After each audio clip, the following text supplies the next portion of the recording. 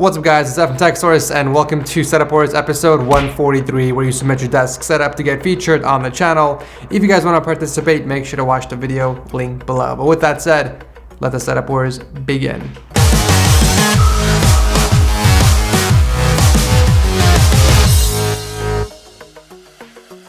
If you guys want to make extra cash on the side, then you have to check out Swagbucks. They are not only sponsoring this episode, but they're giving my subscribers a $5 sign-up bonus if you click on the link below.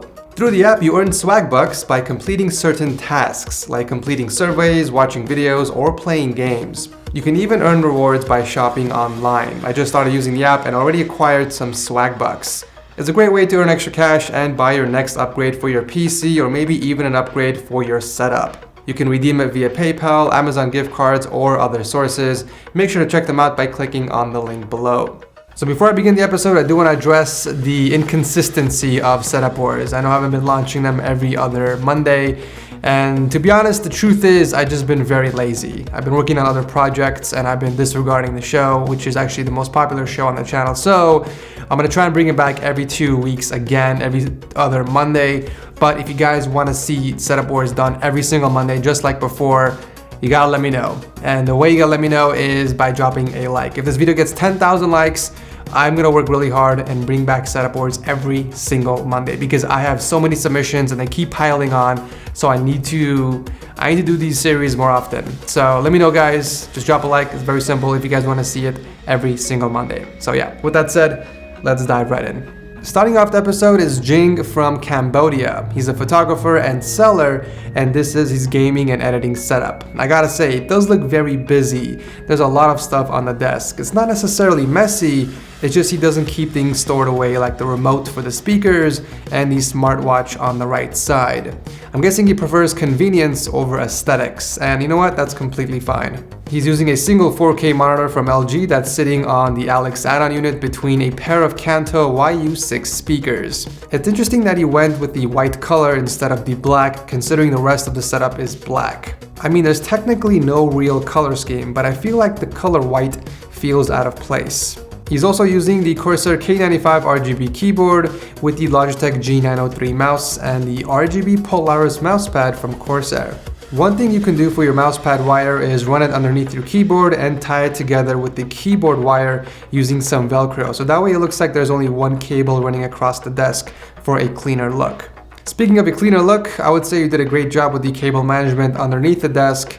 Hooking up the power strip close to you underneath the desk was a great choice. However, the cables on top of your setup can use some work.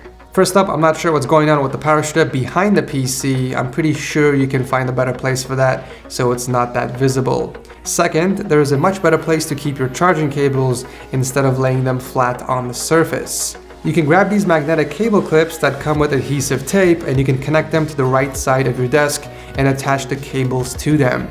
That way when you're done using them, you can attach them back to the side, and since they are magnetic, they will simply snap and hang from the side away from sight. Also a side note, I love what you did with your fan up top. Looks like you have your very own air conditioning unit. So the PC is using for both gaming and work has a 7900X, 32 gigs of RAM, and the Asus STRIX 1080 Ti. Definitely a beefy computer, but he also has a MacBook Pro Touch for when he needs to be on the move. Overall, it's a great setup for both gaming and editing. Thank you, Jing, for starting off the show. Mark is up next from Canada and his gaming and editing setup. So he mounted both of his Asus monitors against the wall and used a wall raceway to hide the cables running down to his setup. Very nice.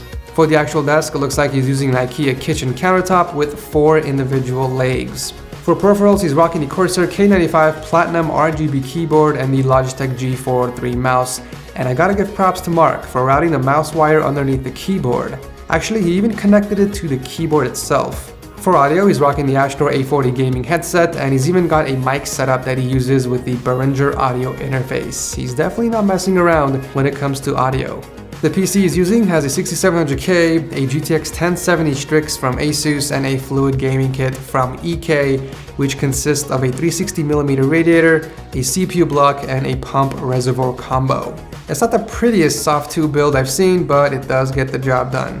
Excellent work with the cable management. Looks like everything is hooked up behind the desk and kept off the ground. So there are a few things you can do on the surface to clean it up a bit. First off, I do recommend routing the headset wire the opposite direction towards the back to eliminate the wire going across your desk. Instead of having your RGB remote just sitting there, you can easily grab a piece of double-sided Velcro and attach it to the back of your remote and the other piece underneath your desk. That way you can hide it when you're not using it. Other than that, it's a solid setup for a student. Thank you, Mark, for entering, and good luck with school. At number 3, we have Michael, who's an assistant branch manager for a trade kitchen supplier from the UK. And this is the setup for gaming and watching movies. The desk was actually custom built using kitchen cabinets, and it's sprayed with high gloss coating to kind of give it that nice shine. So he hooked up his ultrawide to his desk and he mounted his speakers against the wall. And I gotta say, I really like that wallpaper texture and the color. Also, that Deadpool mural you have up there is pretty badass.